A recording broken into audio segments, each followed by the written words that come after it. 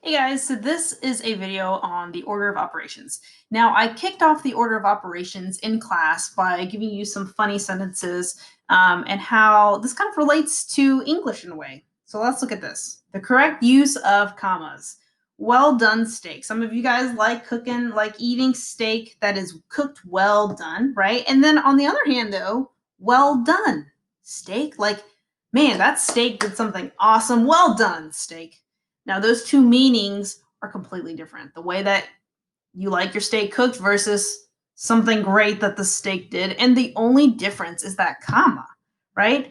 It has a completely different meaning. So, how does that relate to the order of operations? We have a specific way that we solve problems, a specific order that we follow. Because if you don't do it in the right order, then you get a completely different meaning. You get a different answer, right? So we have order of operations. So if anybody in the whole world were to do these math problems, we would all get the same answer. There would be no miscommunication between what the answer is, what the right answer is. So here is an example.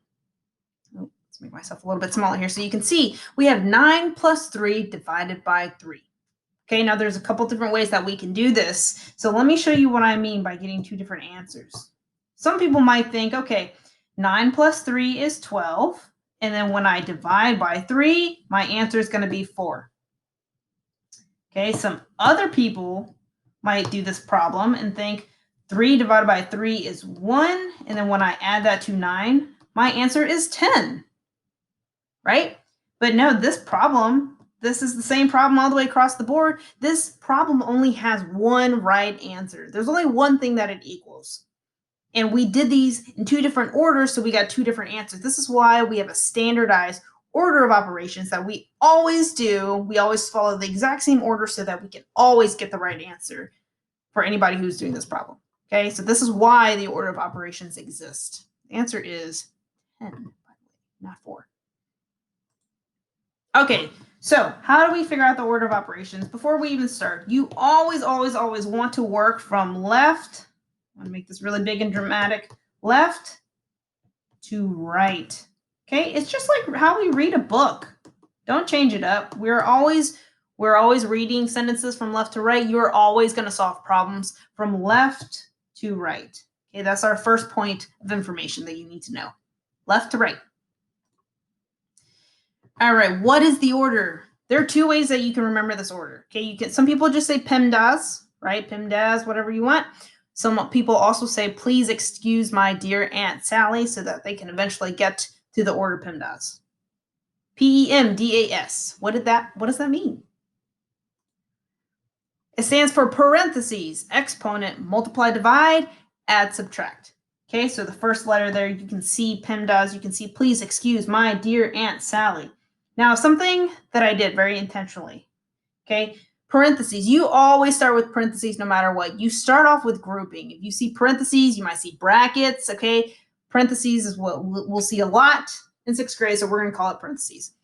And then you move on to exponent, okay? You remember what an exponent looks like? Here's my example here. That's exponent. See that tiny little power of 3? Exponent. Multiply and divide, though, I made those the exact same color. Why did I make those the same color?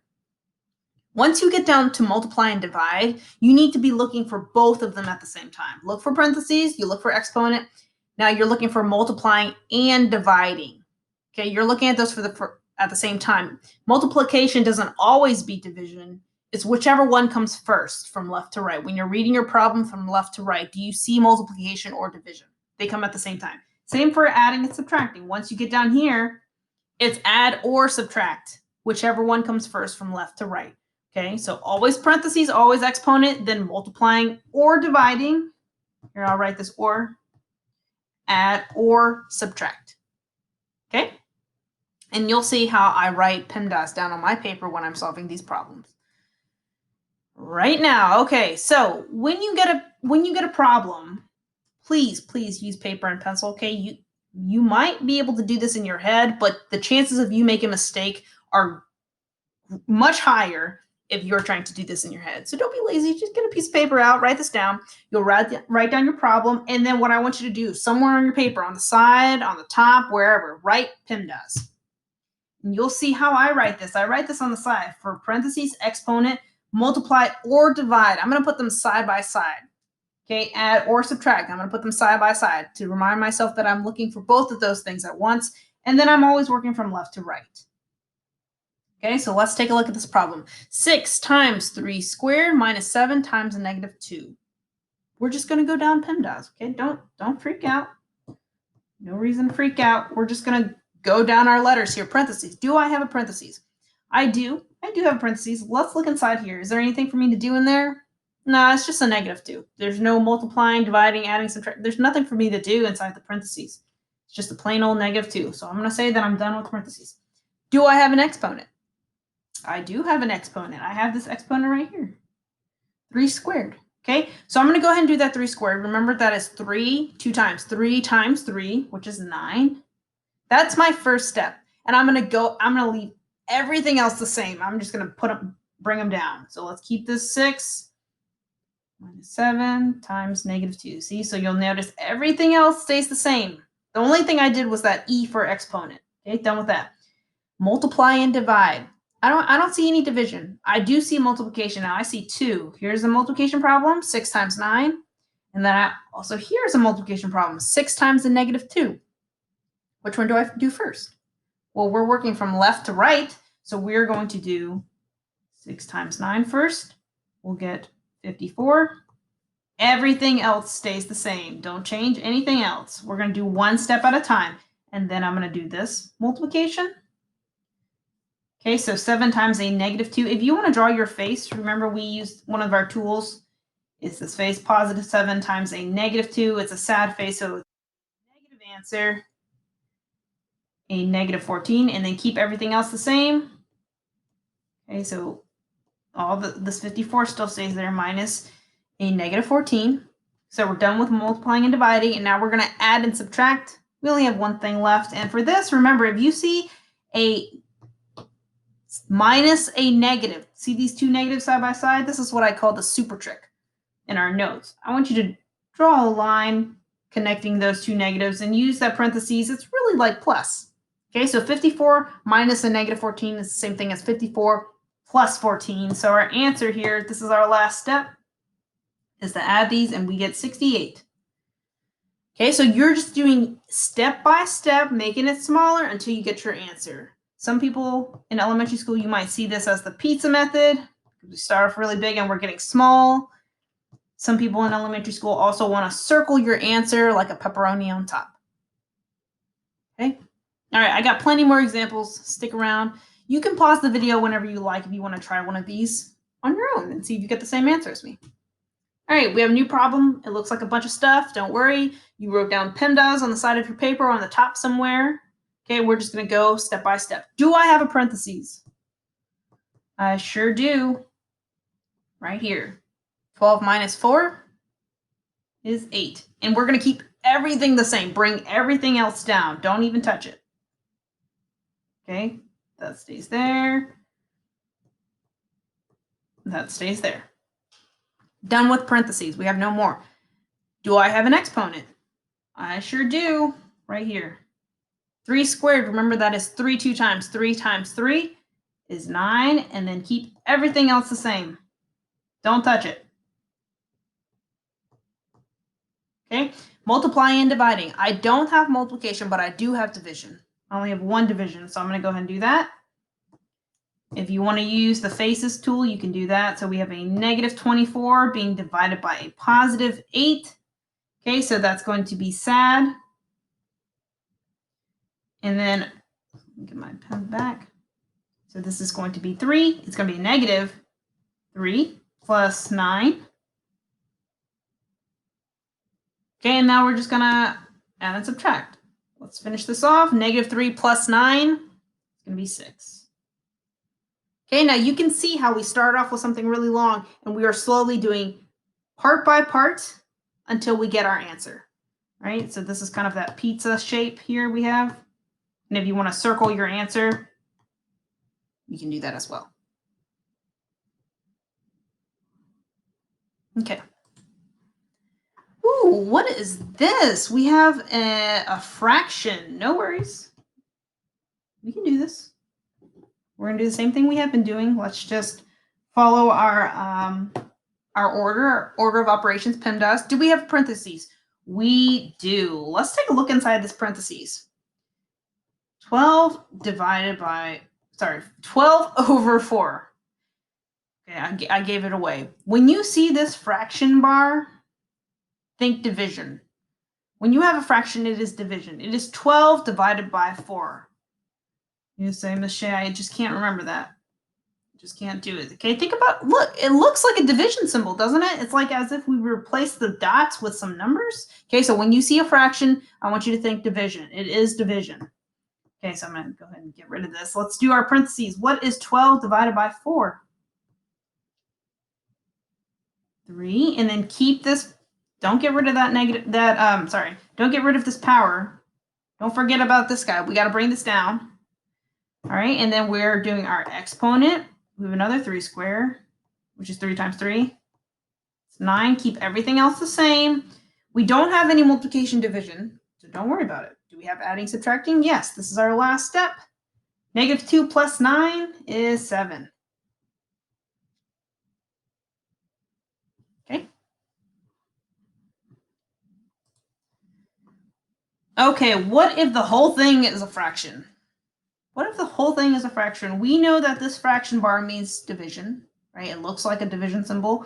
If you see something like this, what I want you to do is just work on the top, use PEMDAS on the top, then work on the bottom.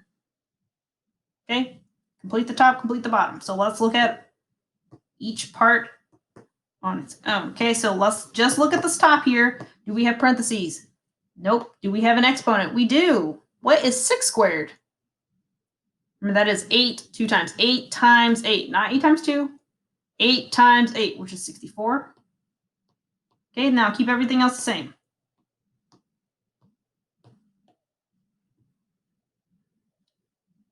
Okay, still same method. Complete the top, complete the bottom. So we're going to go ahead and do 64 minus 60, which is 4 over -2. Okay, now that we have simplified this, we did as much as we could on the top. There's nothing for us to do on the bottom, right? We have no operations on the bottom. It's just the -2. If you did, you would do those. But we're already given just a plain old -2. Okay, so then 4 over -2, remember that means division. That is the same thing as 4 divided by a -2. And if you want to draw the face, you can draw your face. We have a +4 being divided by a -2. It's sad face. So our answer is going to be a -2.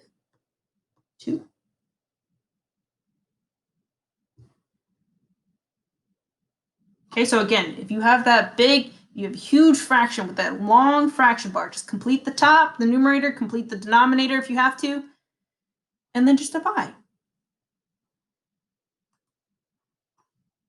Okay, we have a few more examples.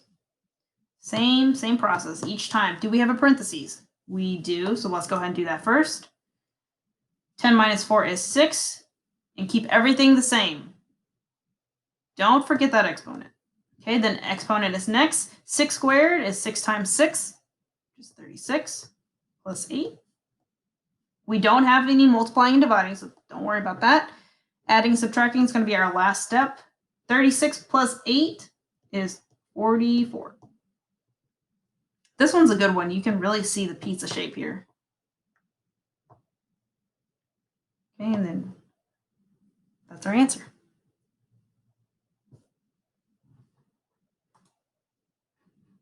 Okay, let's do some more. Again, pause this video. Try it out yourself.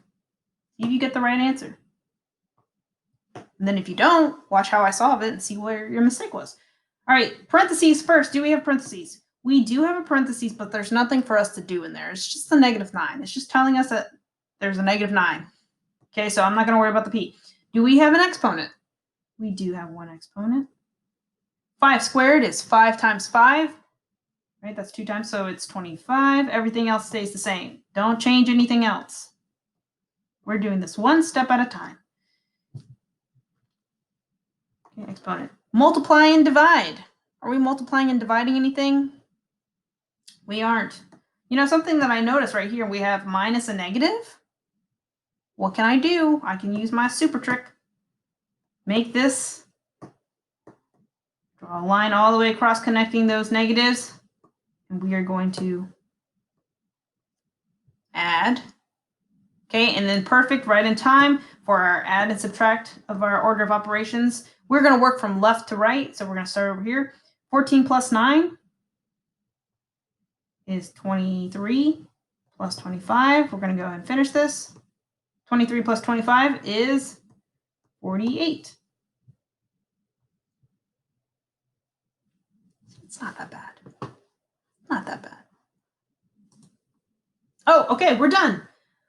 Hopefully that was some good practice on order of operations. Just remember PEMDAS, please excuse my dear Aunt Sally, multiplying, dividing go together, adding and subtracting go together. You work from left to right. And it can be a super, super long problem, but it's always going to follow the same order. Just do one step at a time and write this out on a piece of paper, okay? That's going to guarantee you some right answers. Okay, don't try to do this in your head. That's very tough. I can't even do it in my head. Okay, hope this helps. See you later.